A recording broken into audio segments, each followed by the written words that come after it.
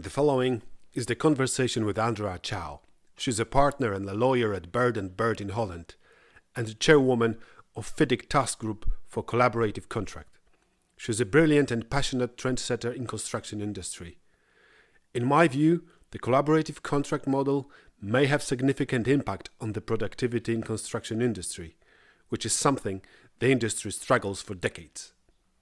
This is Reconstruction Podcast, which is sponsored by the Polish Construction Engineers and Experts Association, and so far the only one released in English version. My name is Rafał Bałdys-Rębowski, and here is my internet conversation with Andrea Chao. Andrea, many developed countries have their own standards of works contracts. In fact, they are not using international standards like FIDIC. In your opinion, what do we need international model of contract for? Well, that's a very interesting question, and it's especially very interesting because I've been having this conversation. Actually, the last couple of weeks, I've had this conversation a couple of times, both regarding why do we need model contracts at all, even if it's just on a local base, but also internationally. Why do we need an international contract model? And one of the recurring observations, especially from contractors, is to decrease contract costs, to make it easier to assess the risk profile of a project and to decide, okay, I will tender for this project, I will not tender for this project, and to understand where they need to focus their contracting efforts on. That is one point I've been hearing a couple of times, and I can make it more concrete. So in Holland, in any case, we have model contracts for just the generic construction works, but also design and build. We have model contracts for that, but they are not as collaborative as you sometimes would need for specific projects. So we've been having the discussion for a couple of years now in Holland. Okay, we need to have a collaborative model contract. These contracts need to be more collaborative. And when discussing initiatives to come to that, one of the remarks very quickly from contractors is, and also from employers is, yes, but we don't want to have another set of new model contracts because then we get a forest of model contracts and our life is already hard enough. You can't deny there is a logic in such attitude. In Poland, for instance, FIDIC was obligatory before the EU accession because European Commission required it. After the accession, it was no longer obligatory. And only a couple of institutions, mostly public contracting authorities, are still using FIDIC standard. My question is, who is using it nowadays? That's my question. Yeah, that's a good question. If I look particularly in Holland, I see FIDIC being used quite regularly. Not per se by projects from the Dutch government, but rather private employers with an international angle. So if you look at our onshore, offshore wind farms, quite a bit of solar projects, other renewable projects, data centers, biomass projects, etc., you will see a lot of FIDIC because it's recognizable. It is recognizable and it makes your project bankable.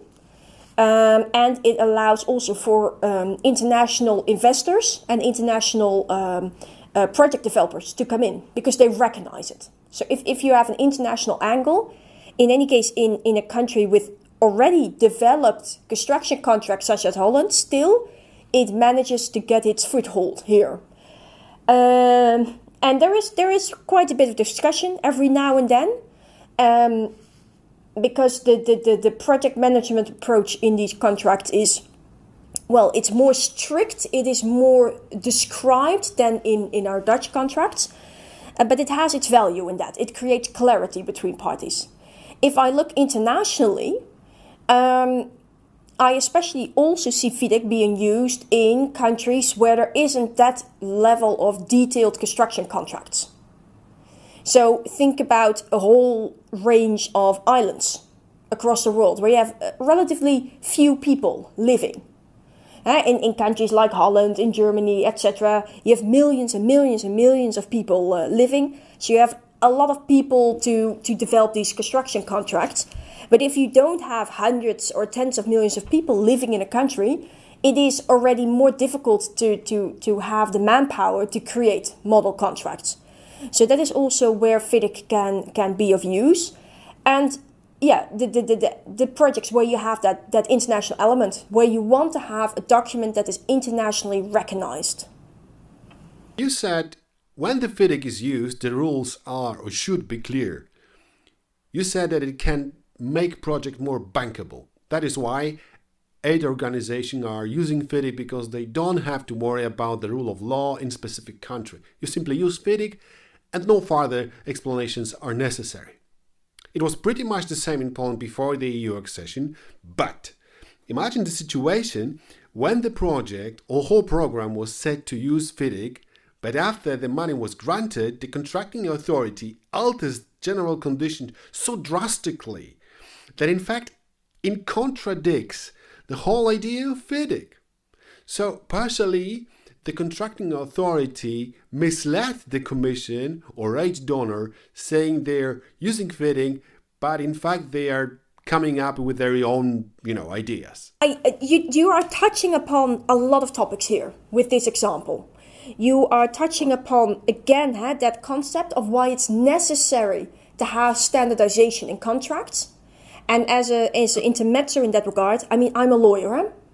When I'm engaged in a project, I tend to be engaged to tailor-made a contract. So that is obviously there's already a struggle, you could say, between the desire for standardization and me also as a lawyer wanting to tailor-make documents, wanting to make them very project-specific.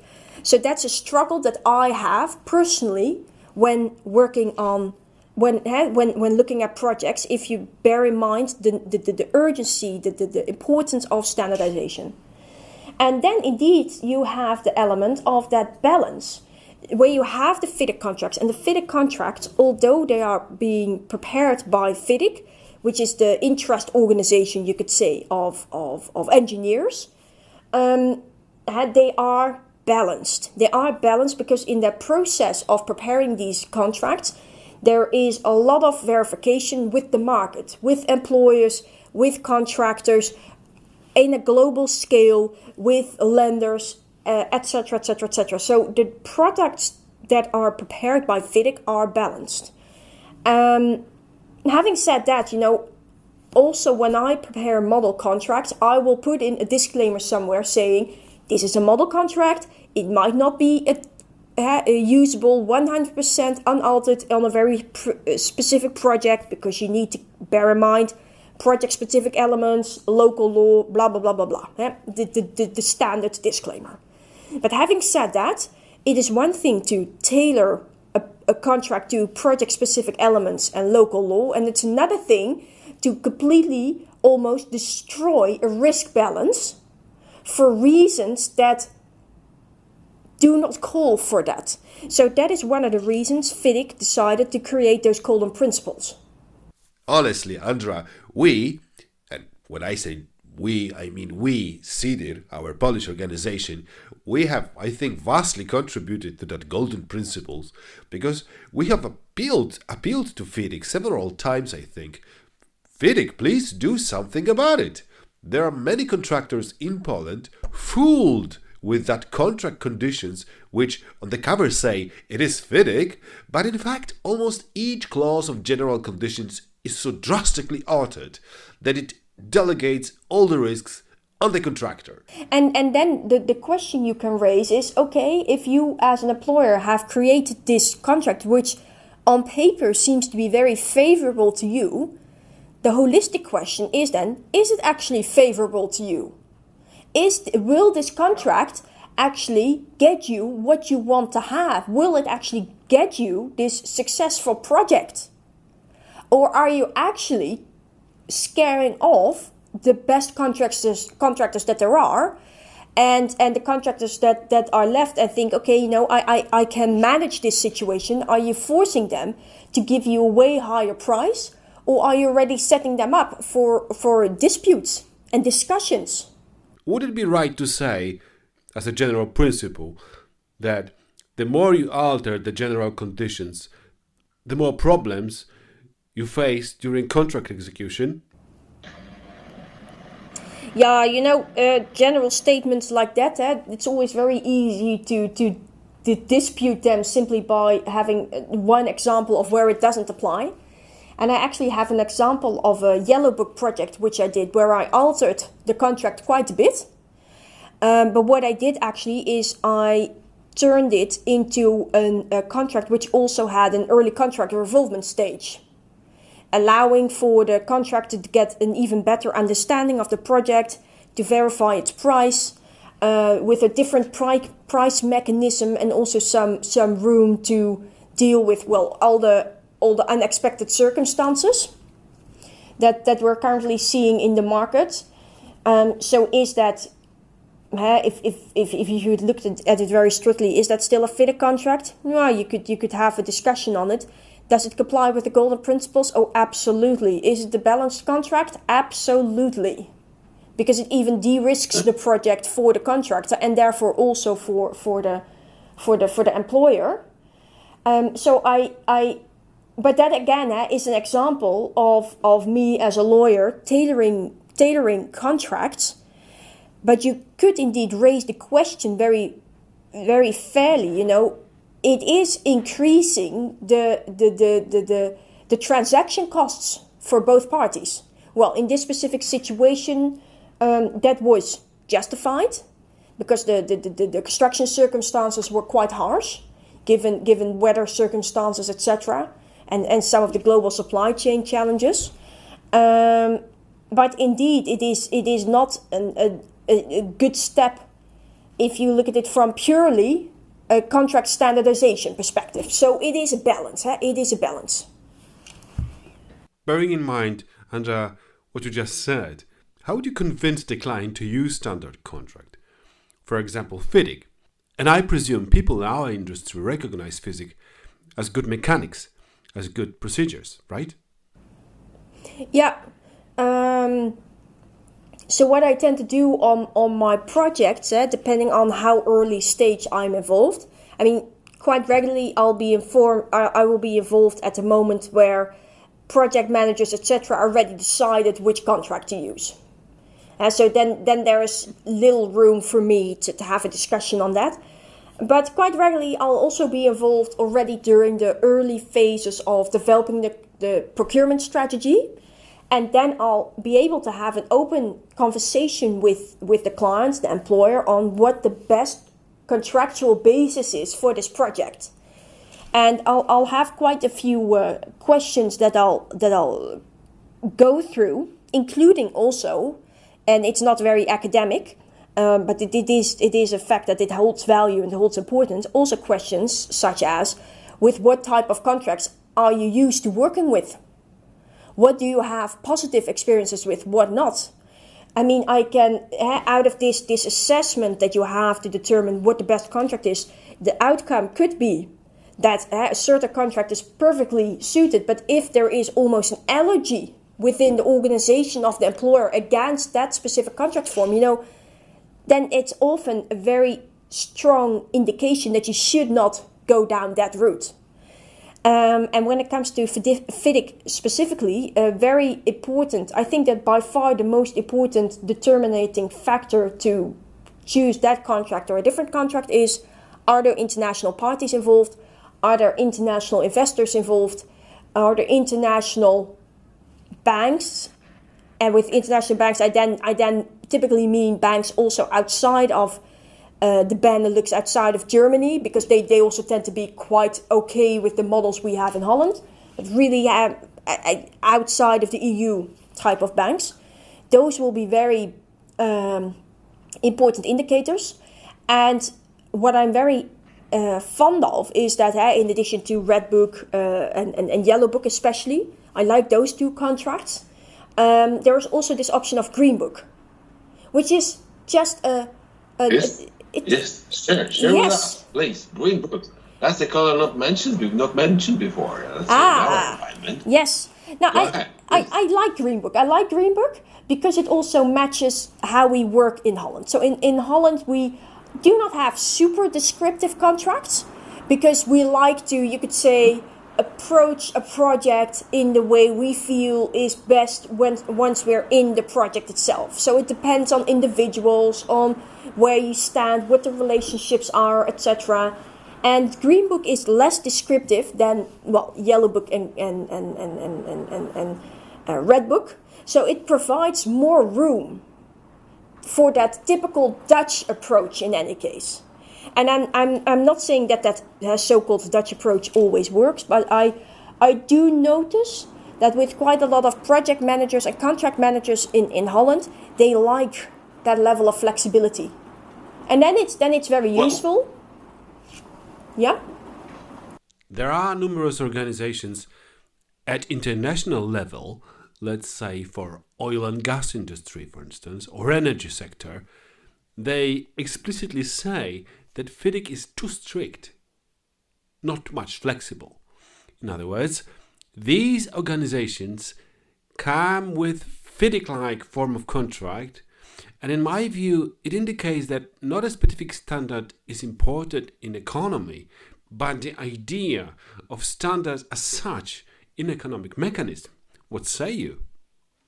Yeah, and I must say, I'm learning in that respect. I mean, I believe people are always learning. I also believe nobody's ever finished with learning. There is always something to learn. And this is in particular a point that I am learning is the importance of contract standardization. Because what happens if you do not have that, it means that typically already on the internal process of the employer, you will be spending a lot of time to come to draft contracts that are then ready to be shared with the contractor.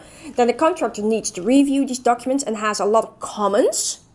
I mean, if the contractor reviews these documents and doesn't have a lot of comments because they think, okay, it works, it's balanced, then that's okay.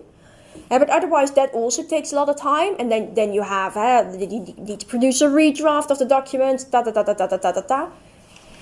It takes time. It takes too much time. And you cannot...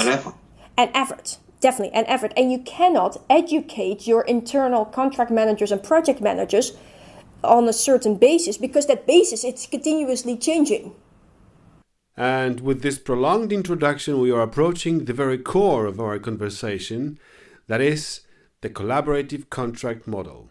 We have touched upon very different problems of existing contracting models, roles and responsibilities of parties, and also shortages of existing models. Andrea, what is collaborative model of contract and how is it going to change the world? And you are the right person to ask this question.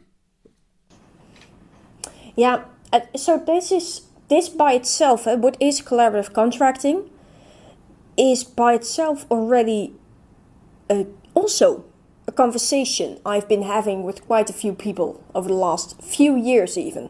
I regularly ask people when I speak about collaborative contracting, what is your view on that?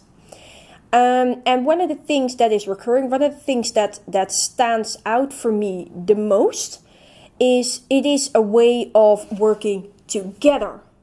Not silo approach, but working together. Getting your project done in a way, which is best for a project, but which also takes into account the interests of all involved parties. It is an approach. Yeah, if I draw it, I tend to distinguish it from a more linear approach where you have silos and parties working in silos and only having minimal interface moments to actually having continuous interface, continuous communication, continuous deliberation, continuous also,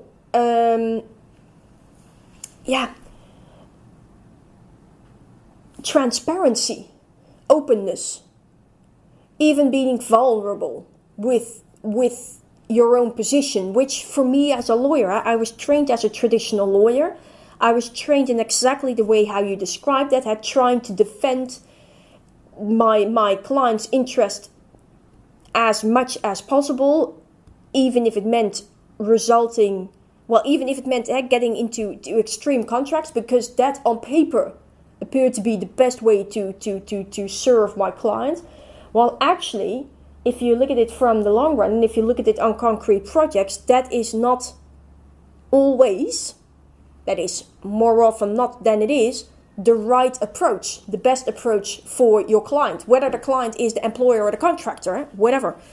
And collaborative contracting tries to break through this. So if you compare, for instance, the FIDIC 99 suite to the 2017 suite, you will see that there is already a very increased focus on communication, on having that information flow, in keeping each other informed about options, informed about rights, entitlements, etc. And also trying to resolve disputes before they actually erupt into disputes at an earlier moment, etc. And you could say that we're taking it a step further. We're now also we're looking at collaborative as a holistic approach. You could say the concept of collaborativeness needs to trickle down in all elements. And that's also how I see collaborative contracts as such. And you have different ways how you can shape a collaborative contract. It is not one fixed definition. It is rather, I would almost say, a family of contracts. Are you trying to say that you want to improve collaboration on contracts by standardization? Because it happened to me on some contracts that even though we had standard contract prepared, in fact, in a way favoring the client, that is contracting authority, and despite of that, we were able to overcome many technical issues by talking to each other, deliberating, and in fact collaborating. Many parties have such modus operandi simple. But on the other hand, more often it happened to me that when the possible problem arises, parties prepare to fight instead of cooperating. How are you going to convince parties to collaborate? So, like I said, how I'm as a lawyer, I'm developing myself. Well, you could almost say, I'm explicitly saying that it's not per se the case, but you could almost say that if you're developing yourself, you're improving, but it means that you might not have been as knowledgeable as you were beforehand as you were later on. And for me as a lawyer, again, I was trained as a traditional lawyer. I thought I could put everything in contracts, and I thought that I could make contracts absolutely perfectly future-proof. That everything that we should ever deal with could be dealt with in accordance with very almost binary formulas in a contract. That is what I used to believe. And also thanks to COVID, for instance. I mean, COVID is an excellent example. Before the COVID pandemic hit, nobody put in something like a COVID clause in its contracts because nobody knew about it. So this has been for me personally a journey to learn and accept that construction contracts in any case, because construction contracts are processes. They describe a process to do it, to pursue a creative, developing, process, and to create something. They describe a process. That process takes time, and the more time something takes, with less certainty can we think of all the circumstances that could impact that process. Or in other words, long story short, I am now learning and understanding to believe that construction contracts are hardly ever complete. They're not. They are not. They are not. And if we then understand and accept that construction contracts are not complete and pretty much will never be complete, in any case not for construction contracts, for construction projects that have somewhat of a time duration, then we need to start thinking about procedures rather than mechanisms. Rather than formulas, we need to think about processes that enable the people on the ground to come up with solutions, especially solutions for hard topics, for topics which are difficult, for topics that do concern a lot of money and a lot of time. But as long as we have a set of principles guiding the people in that process, and obviously also if you have the right people who understand those principles and can elevate from their own interest of the party they represent into a best for project approach, you can pretty much tackle almost every problem. Andrea, to do that, you have to have actors, parties, who know and understand their role in the process. Hence, we should discuss clients' motivation on using the standard, including the collaborative standard. There are two ways it can be done. You can either impose it, like in public procurement system, or the client might choose to use the standard because he is convinced it is good and effective. There wouldn't be need for any new standard contract model if the existing model proved to be successful, right?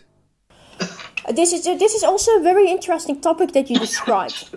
And I also have been having that discussion with several people, reflecting on it. To give an example, or to make it more concrete.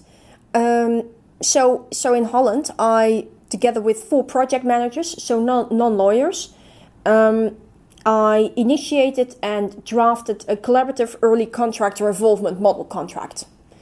And we did it just in weekends, in evenings, etc., without a concrete mandate. We just did it because we felt it was the best to do, and we felt it could help people, perhaps. And we told everyone, well, even if it's not used on any project, but if it only inspires one person, we are already happy. Excuse me, Andrea, is this what lawyers usually do at weekends and in their spare time that is working for the public good? And put it online for free. We put it online for free, the PDF, for everybody to download. No. To prove that to be right, for all of you listening, the link to the template of collaborative contract is in the description below. So we did that in 2020. Actually, on 6 October, we will be launching the English translation, which again, we will put online for free. Like I said, if only one person is inspired by it, absolutely amazing. And because we thought... Sorry to tell you, I was involved in a number of organizations, public organizations, NGOs, and what you've done it's amazing. Truly, I really do appreciate that, Do something for public good. I mean, we... Free, because you can't stand the mess you see all around you. Yes, but this is exactly the reason why you are creating the podcasts, why you are doing this. You are seeing something that needs to change, and you can either continue complaining about it, but that's not going to resolve it. So what people say, either you change it, you accept it, or you leave. And we can't accept it, so we need to change it. And so we published that in 2020. Well, our guesstimate is that in any case, it's been used on like 400 or 500 projects. But I know myself that there are already a couple of hundreds of extra projects being in the pipeline on the basis of this model. So it is really gaining traction. That is amazing. It is positive. It gives a positive flow. And what I've noticed is that, we're not the first ones, in any case in Holland, to create know-how and to publish it online. We come from a great line of other people, other professionals who've been doing it, and we're inspiring more people to do that. So that is what I do hope. But if you then loop it back into aspects like culture, for us, 2020, we started in 2019, launched, drafted 2019, and came with the final document 2020. That was the right moment. There were the 5 of us. We all wanted to impact. We wanted to change. We wanted to contribute. You need to have people who want to do that, but you also need to have that critical mass of people around it. And we had dozens, if not more, of people who were advocates of this approach. Not even per se the model, but this approach. And that helps, and that is what you need. You need to have people like that. People like you who are preparing these podcasts, who are gathering this information, who are showing what is possible. You need to have people who say, okay, and this is now where it stops. We have been doing this linear, this silo approach, this unfriendly approach for too long. It is not benefiting employers, it is not benefiting contractors, it is not benefiting the public, because we're not getting these projects done.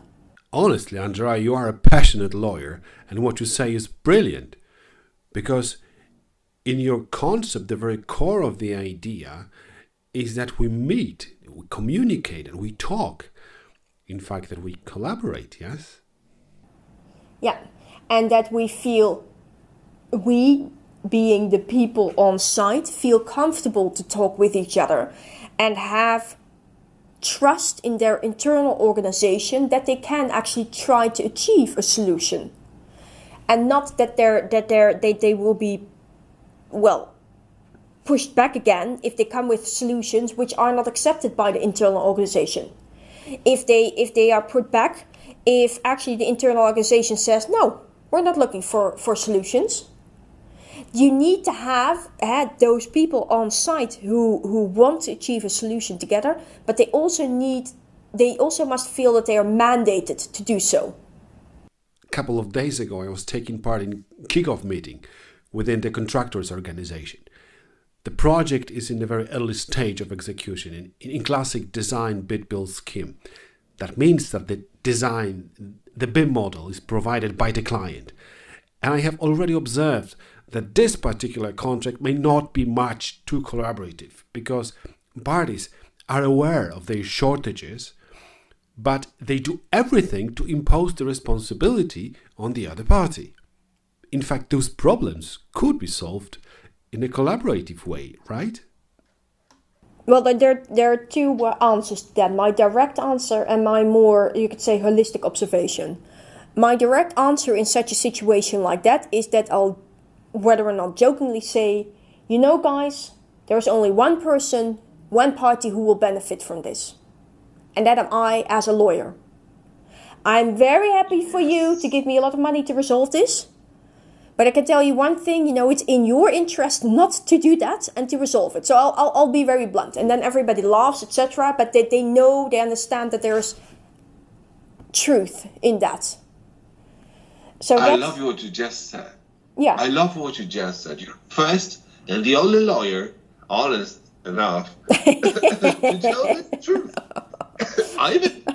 I mean, there are situations where you need to go to court because you simply cannot resolve it together.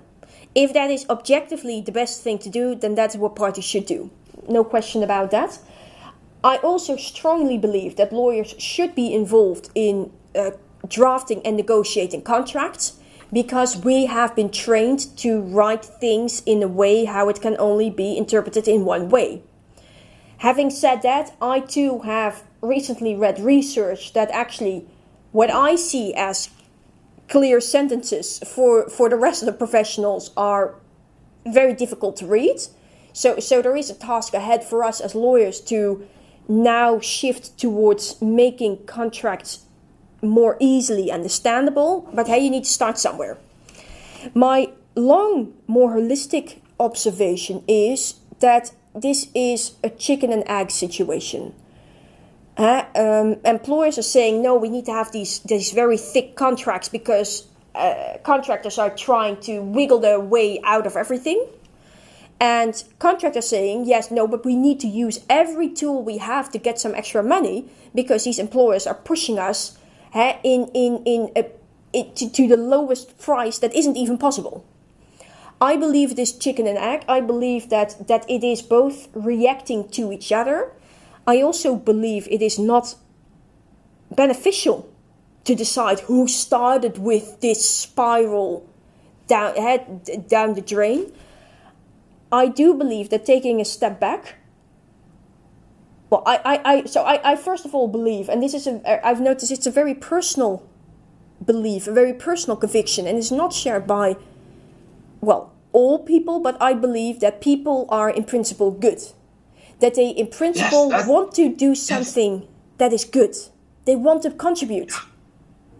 Yeah, I think they do. They are such. Yes. Everybody wants to contribute. Everybody.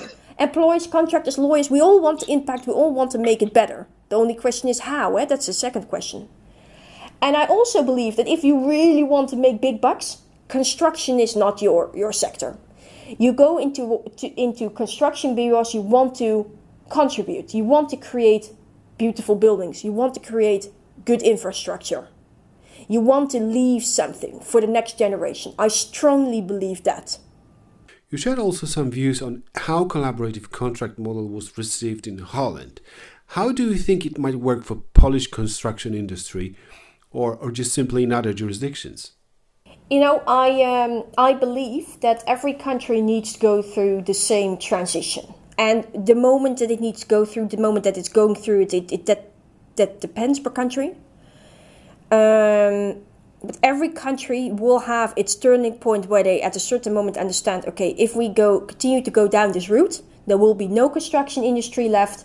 Every project will be even more horrible than it was, etc. We are not achieving the investments, etc., the improvements that we need to do, so we must do it differently.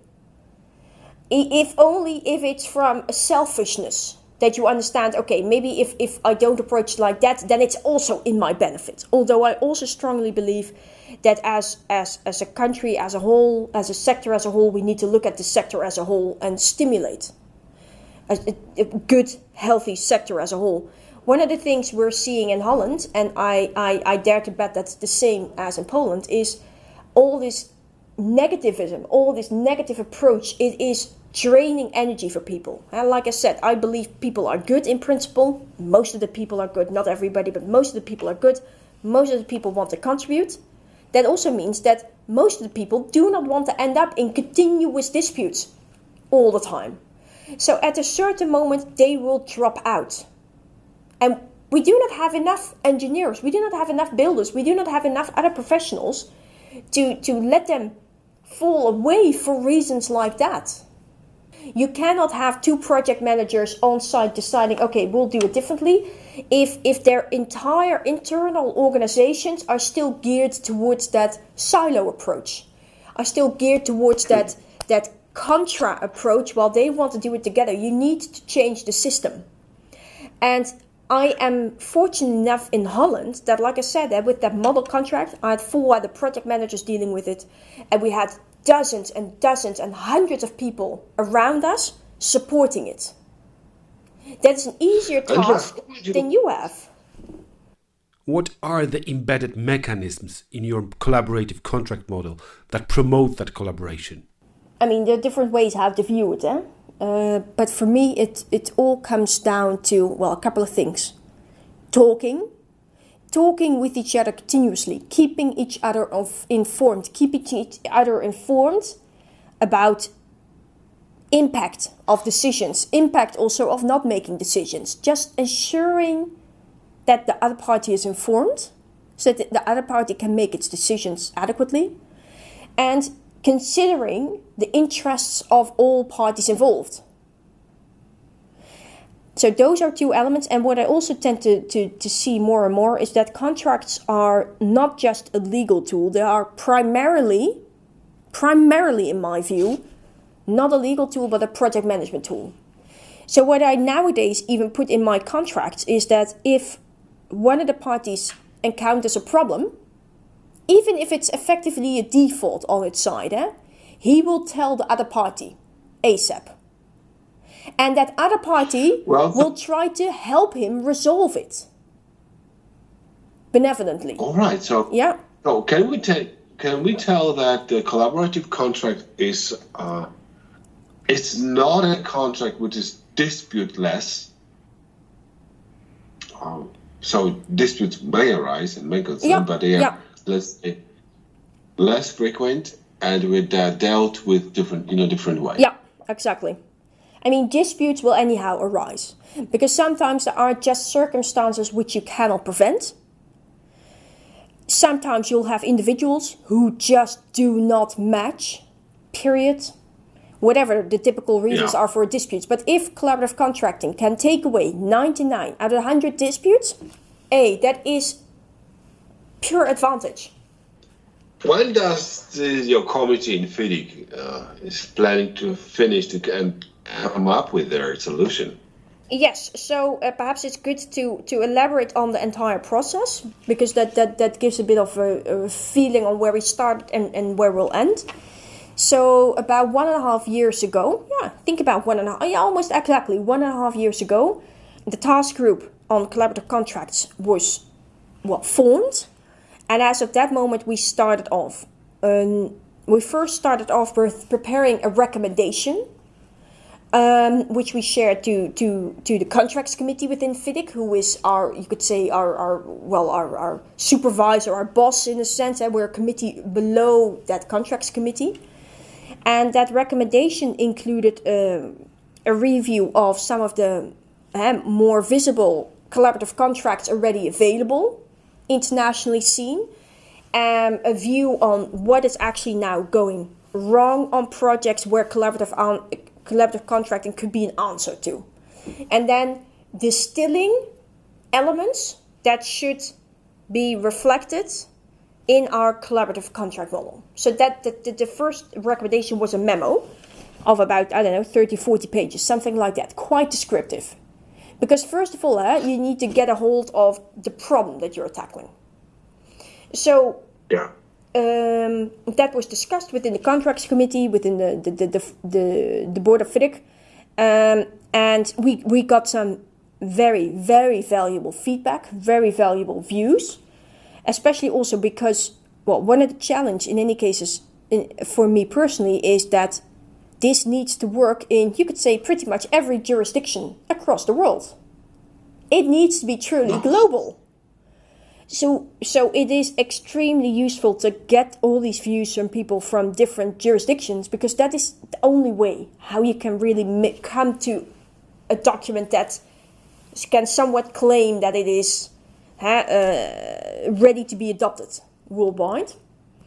And based on that, we distinguished that we still had a few topics where we required guidance. Guidance not from professionals as such within the FIDIC organization, but rather the global community. We wanted to use the wisdom of the crowd. We wanted to also verify certain approaches, because we thought, okay, this is the right approach, but let us verify whether that's the right approach. So around Christmas last year, 2021, we launched a survey. And in that survey, we raised a couple of questions. Questions like who are you involved with mainly? What's your experience FIDIC? Do you have experience in collaborative contracting? Blah, blah, blah, blah, blah, blah, blah. And then we went into what is the use of a collaborative contracting? Which parties should be involved with a collaborative contract? Yes, client and contractor. But also parties around that. Supply chain, subcontractor, lenders, investors, other stakeholders, how are you perceiving that, etc., etc. So we had quite a few questions. We got very valuable response out of that, and based on that, we are now finalizing for internal review our heads of terms. So you could see the heads of terms as the table of contents, almost on a clause and a sub-clause level of our contract model, which we, in any case, as task group, see as something that would, for us, in any case, be a good basis to then start preparing the fully fledged agreement on. My hope, my goal is that those heads of terms will be finalized by the end of the month, so that by the end of the month, they'll be forwarded to the contracts committee for their review. And, once we get their feedback, etc., we can then continue with really writing the entire contract and the guidance materials. The guidance materials as well are crucial.